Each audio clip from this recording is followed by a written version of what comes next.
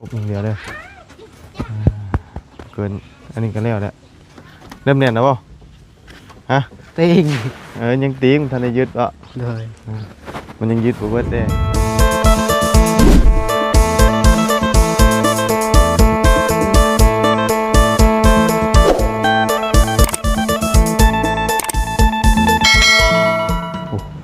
โยกลองมึงกันได้พี่น้องเลยเนาะทางเจียงเขา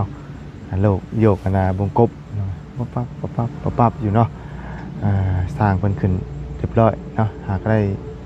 2 วงพี่น้องเลยเนาะก็ถือว่าจดจ้านอยู่ได้เนาะแดดมีแดดเนี่ยบ่มีแดดเนี่ยได้หมดนี่เนาะคึมเนาะสบายดีเลยและสวัสดีพี่น้องกันเบิดสุขคนพี่น้องเนาะพบพ่อกันอยู่เพื่อนอาเจียงโอ้เนาะยังติดหนวดพี่น้องหนวดไว้แท้ตัวเอาจังไรกลับไปเบิ่งไปส้มกันอีกครั้งหนึ่งเนาะสร้างคนกับผัดเที่ยงกินข้าวแล้วเนาะยังหมดเที่ยงแต่ว่า11 โมงไปเนาะไปสร้างคนผัก11 โมงพี่น้องเนาะเอาจังไรกะเบิ่งความสวยความงามกันเด้อพี่น้องเนาะเรียนอาเจียงมันนี่ก็ขึ้นวงกบเรียบร้อยตัวขึ้นฝนมาเลยจะได้ลองหลังคาอยู่บ่เด้เนาะเรียนอาเจียงนี่ไปขึ้นเบิ่งน้ำกันเนาะขึ้นเบิ่งนี่แหละจังไดเอาขึ้นเบิดแล้วบ่วงกบอุ๊บฮึบโอ้ยโอ้ฮึบโอ้เรียบร้อยเนาะแป้นเนาะโอ้สบายดีพอดีพ่อพอดีเป่าแป้นก็ได้โอ้บ่เดือบ่ยังเลยโอ้ปูเดียวมื้อเช้านี่เนาะถือว่าเดี๋ยวเรียบร้อยน้องมื้อเช้านี่งามเนาะต่อหลังจากเป็นปูแป้นแล้วมันก็ย้ายเส้นโอ้หากเลยตัวนึงเนาะวงกบเนาะอ๋อ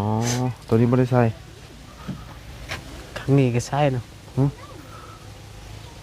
เพราะว่าทั้งหมดมัน4เนาะ4นี่2มึงนี่2มึงนี่2อันนี้นึงตัวนี้ตัวนี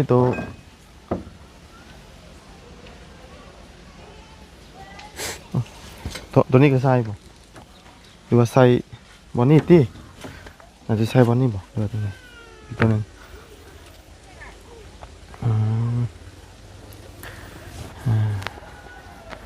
เป็น2เนาะ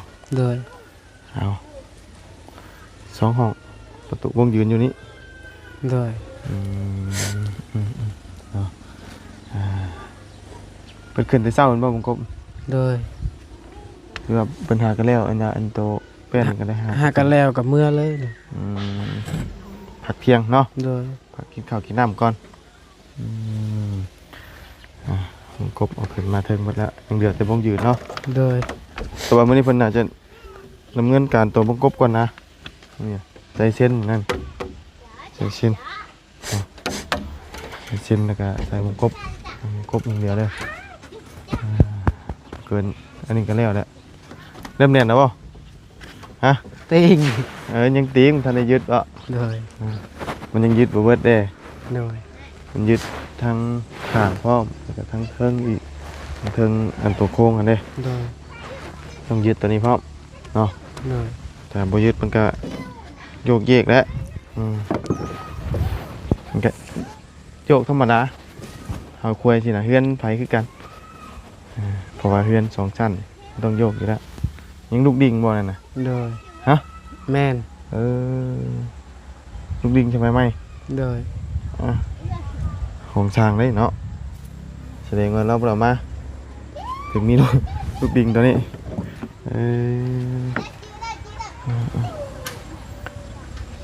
2 คนคือเก่าที่ผมทำเนี่ย2 คนมี2 คนอย่างเดียวเลยพี่น้องเนาะเพื่อดำเนินการเรียนอาเจียงมันแล้วมันทั่วพี่น้องทางร้านเพิ่งเอาขึ้นมาเถิงเนาะห้ามขึ้นมาเลยบ่ดูว่าแกะบ่แกะกี่ว่าห้ามขึ้นเลยนะห้ามขึ้นเลยห้ามบ่ได้เนาะโดยปลดออก กดเอาขึ้นมาประกอบอีกเทิงสบายอยู่เพิ่นเฮ็ดงานมีอันนี้เนาะ โดย ร้านนี่แต่ว่ามันสะดวกสบายในการเคลื่อนที่แต่ก็บ่ต้องเฮ็ดห่างอะนะ โดย สบายเฮ็ดหยังก็ผิดตอกอิหยังก็สบายเด้อน้อยนี่ตอกต่ำแล้วใกล้แล้วเนาะเจียงเนาะ โดย ใกล้สิเป็นความจริงใกล้สิได้นอนแล้วเด้อนี่ โอ้ย ใกล้สิได้รับสิได้นอนแล้วอยู่ในเศร้าแล้วจังหน่อยนี่พี่น้องเอ้ยเนาะ นอนเฮือนตัวนี้บ่ย่านหยัง บ่ย่านบ่ โดย พี่ปุ้ยก็บ่ย่านบ่ บ่ย่านแหละ เออ แบบมีประตูอัดพอ เขาเปิดประตูเข้ามาได้เฮ็ดได้จ้ะ ไผเกิดเปิดได้เปิดบ่ได้ดอกประตู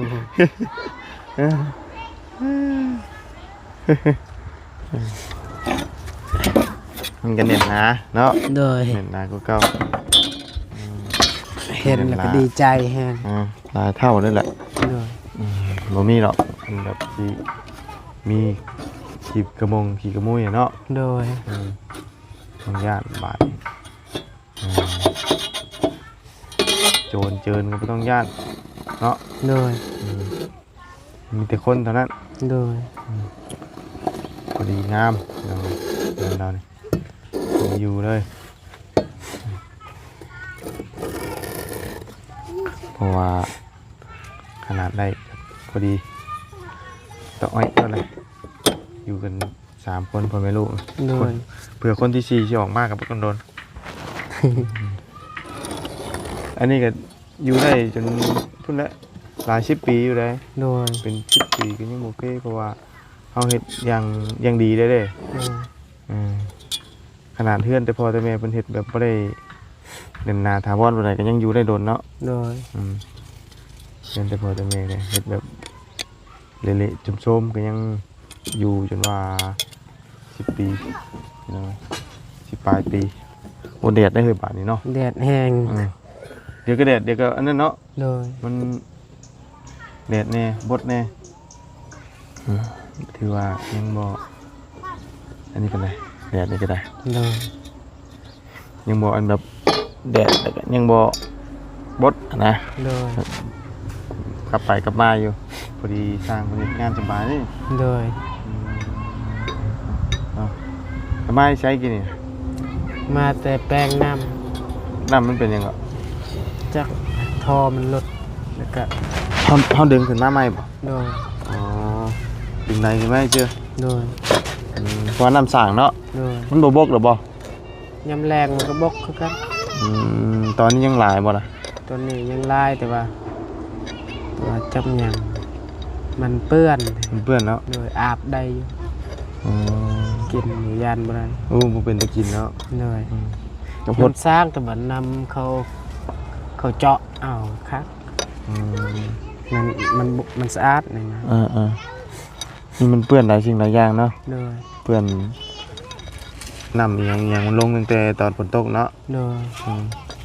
มันก็สกปรกมันบ่เป็นตาใช่แต่อาบก็ยังบ่อยากอันนั้นเนาะ โดย มันเป็นคราบคือน้ำมันนี่เนาะ โดย เป็นคราบแบบนึงอะนะ โอ้ยแดดแห้ง แดดบ่ โดย ลงไปใช่ปะโอ้ อยู่ลมนี่มันห่ม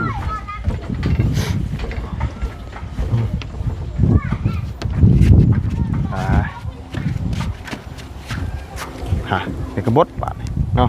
โดย โอ้ จะย้อนมั่นกลอง ฮะ บ่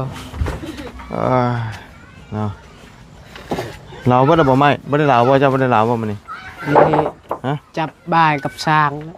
กับอันน่ะยืนให้เพิ่นเนาะ โดย บ่ได้ลาวใช่มื้อนี้ โดย เพราะว่า จะย้อนมั่นกลอง เพิ่นเฮ็ดเทิงๆเนาะปากแล้วบ่เฮ้ยปากเลยบ่บอกเลขไงติบะมันปาก จะ ได้ ย้อ นะ นมั่นกลอง หญิงกล้วยอักหญิงบอกอะไร เนาะ อีอักอะลง บอกเลขแน่เอ้ยเฮ้ย สบายดี มื้อนี้เลขไทยออกเด้ เจออัก เลขงูบ่ กล้วยตัว อ่า ตัวอันมันบอกอะไร อ่า เลย ฝันว่างูกัดเจ้าได้เมื่อคืนนี่ คืนนี้นะ ฝันว่างูกัดเจ้า พันว่างูกัดข่อยจักแหลกหยังมันบ่แม่นดอกแหลกมัน มันแม่นเด็กงูเนาะ เลย ฝันว่างูกัดมันต้องเป็นหยังไงงูงูเห่าได้ เลย งูเห่ามันกัดเจ้า เอาดีได้ฟันดีได้ อยู่ใช่ กัดแขนได้ เลย กัดงูกัดแขนเจ้าเอาอีหยังก็ยิงงูน่ะตายตัวหนึงบ่ตายแต่ว่างูกัดแขนเจ้าชวนไปหาหมอกับบ่ไป เลย บ่ไปเหรอสั่งฝันเนาะ เลย ฝันว่างูกัดพี่น้องมื้อนี้เลขไทยจำได้มื้อนี้นะ เลย เลขไทยหรือว่าหวยไทยนะมื้อนี้นะวันที่16เนาะ เลย เลขไทยหวยไทยมื้อนี้พี่น้องที่16เคยฝันบ่แม่นดอกนะ เลย เขาบ่อยากซื้อยามใดก็บ่เคยถือบ่เคยเข้าจักเทื่อ เลย เนาะเคยได้ถือกินกอมันนี่เจ้าได้ฝันดีอยู่บ่ บริพานหยังเลย โอ้มาอยู่นี่บ่ได้จังงวดเลยเนาะ เลย เป็นที่ไหนก็อยู่นี่ใหญ่ไปอยู่วงเก่าไปใช่ปะ มันฝันบ่ดีวะ เลย เนาะใหญ่ไปลองไปนอนใหม่เบิ่งจัก2คืนอีกนะปกตินอนใหม่กันจัก2คืนแล้วก็ เลย เบิ่งบัดนี้ว่ามันสิแม่นคือเก่าบ่เนาะ ยานขึ้นเฮือนไม้นี่ เห็นบ่ เลย คิดว่าเนาะ เลย คิดว่าเด้แต่ว่าจักสิแม่นหรือบ่ เลย ฟังเบิ่งเดี๋ยวทำแม่นก็ดีเนาะ เลย แม่นแต่บ่แม่นนั่นแหละ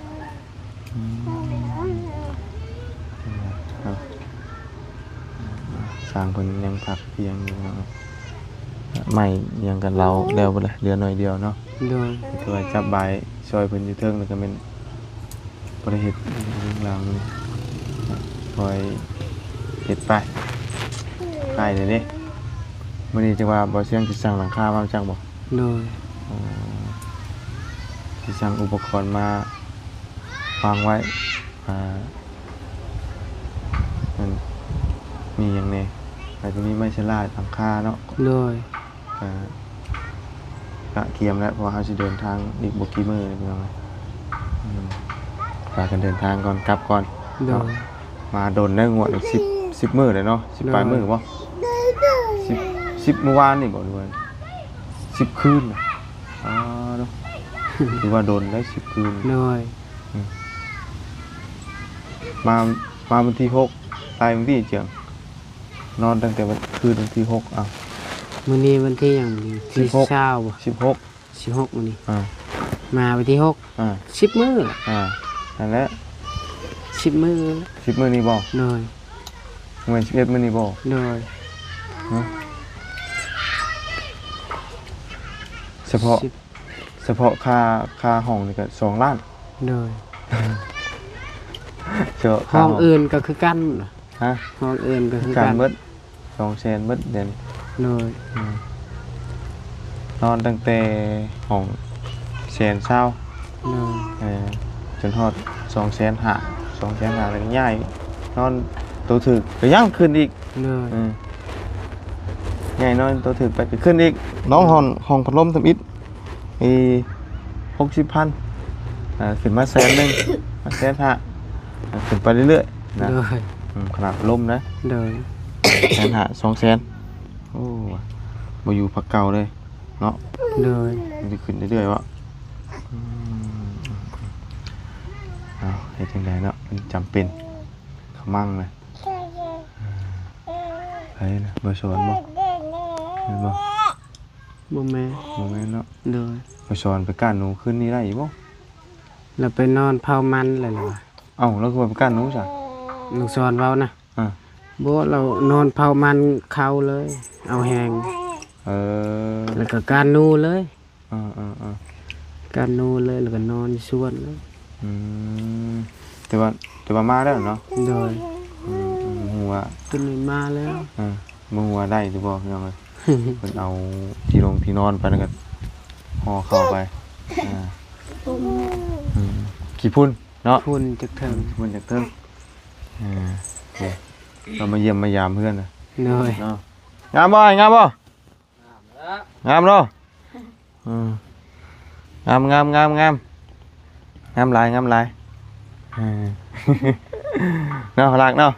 งามเนาะงามแหละเพื่อนงามแหละบาดนี้ โดย อย่างมาเบิ่งเนาะมาเบิ่งเพื่อนงามแล้วก็ได้เห็นงามแล้วเจียงนี่ โดย โยกกับโปรตีนนะบาดนี่เนาะ โดย เราทดสอบเบิ่งกันได้ทดสอบเองเลยตัวนี้แต่ว่าหลังนั่นมาสอนเป็นคนทดสอบหลังนี่เจียงทดสอบเอง โดย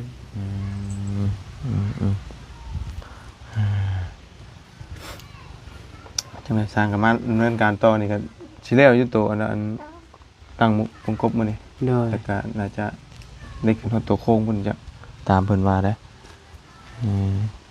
ขึ้นฮอดตัวโค้งพุ่นแหละเบิ่งนำกันเนาะครับบ่เฮิงนะเพิ่นเฮ็ดงานนี่ก็ได้แป๊บเดียวคำว่าเราไม่นี่ยังไว้เฮ้ยกินข้าวยังมื้อนี่แกงหน่อไม้บ่ กับผักคือเก่า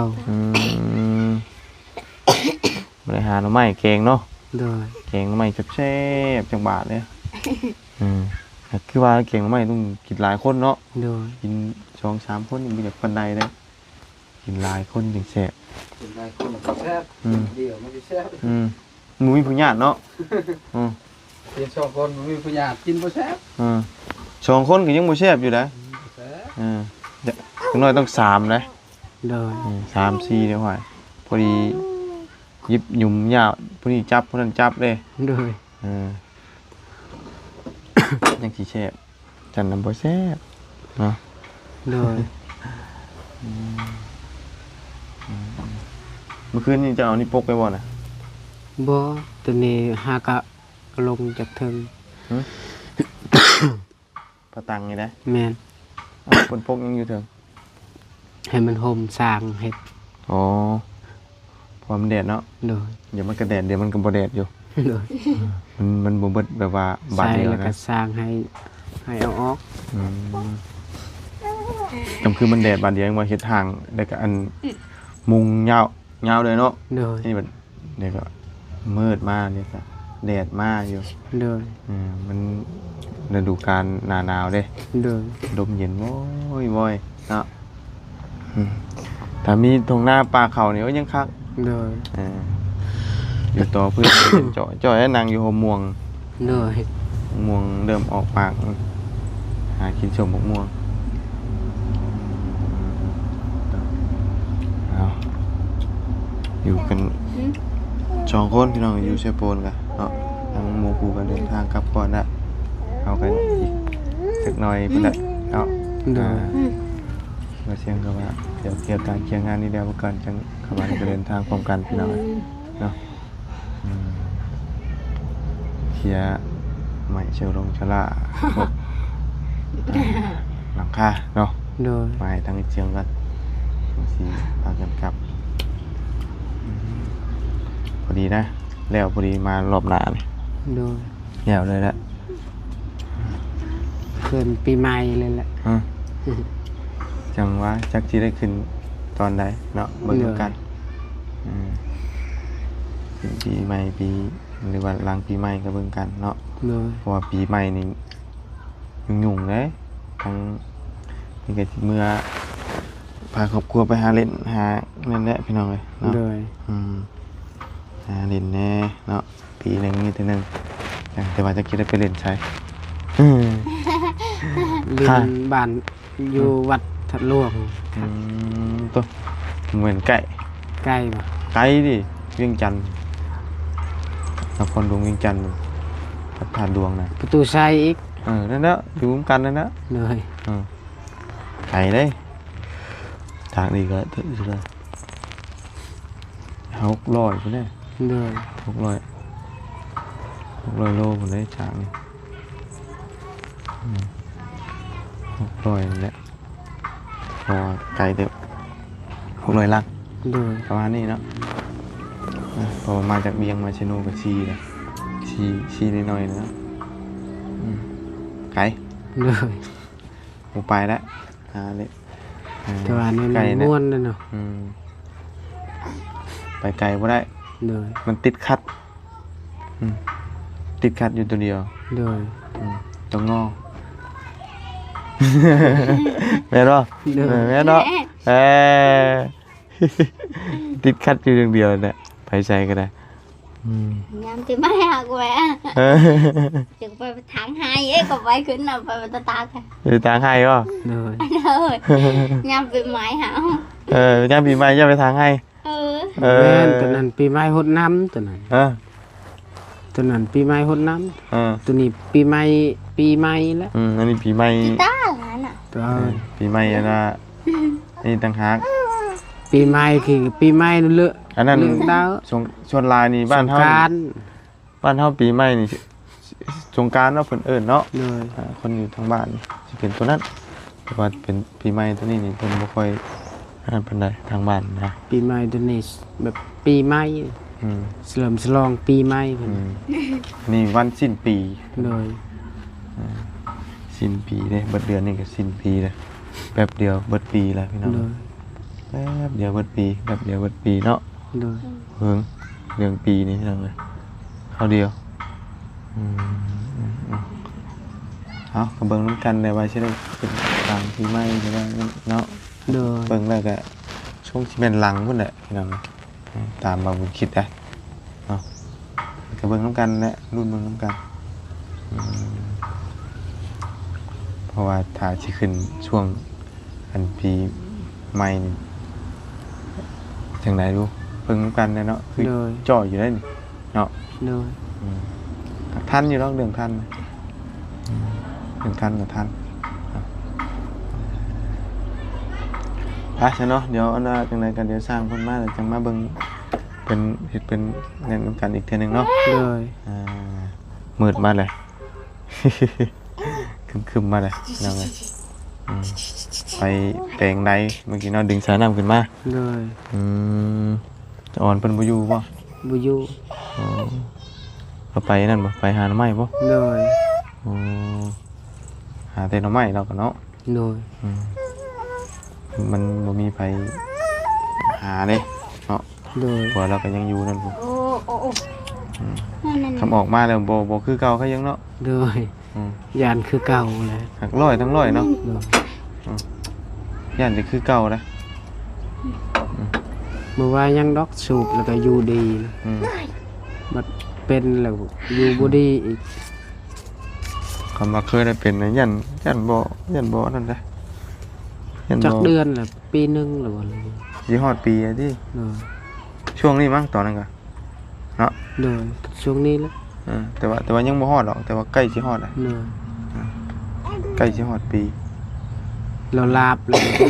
จังหวะคำ เรา ลาบ ลาบ ก็ดี เลยอยู่แบบสิโปนนี่ป่ะ บ่ได้อยู่ผู้ หลัก รักษาสิมา หลัก35 แม่นทางบ้านพุ่นน่ะต้องคำลาบเลยก็ดีเนาะ เลยลาบก็ดีเอ้ย มันจังบ่ได้เป็นทุกข์เนาะ เลยหาเงินหาคำ แต่ว่าบ่ลาบมันบัดเป็นทุกข์อีกแล้ว เลยเงื่อย ป้าชายเจียงเดี๋ยวจังไดมาใหม่เด้อ เลยส เด้อ บาย สบายดีเด้อทั้งน้องทางเฮา bay đi พาลากไปเด้อไปนอนเลยบ่นอนบ่นอนเวียนไปนอนเวียนนอนยังน้อยนะใหญ่มาจังเฮ็ดเวียกเด้อ ยังน้อยนี่ให้นอนเวียนใหญ่มาเฮ็ดเวียกเด้อ ไปจ้ะเดี๋ยวมาใหม่น้องเอ้ยเนาะไปจ้ะพี่น้องเนาะกะขึ้นวงกบเอียงหาก็ได้ตัวหนึงเนาะวงหนึงเริ่มละจะมาเบิ่งน้ำกันอีกครั้งหนึงพี่น้องเนาะเอาสำหรับคลิปนี้ก็นำลาเลยเด้อพบเจอกันใหม่เนาะมืดมาอีกเลยเดี๋ยวก็แดดเดี๋ยวก็มืดคือฝนพี่น้องเอ้ยเนาะแต่บ่แม่น ขึ้นมาไปพี่น้องไปแล้วสบายดีเลยซ้อนอยู่พี่น้องกันเบิดสุขุทุกคนบ๊ายบาย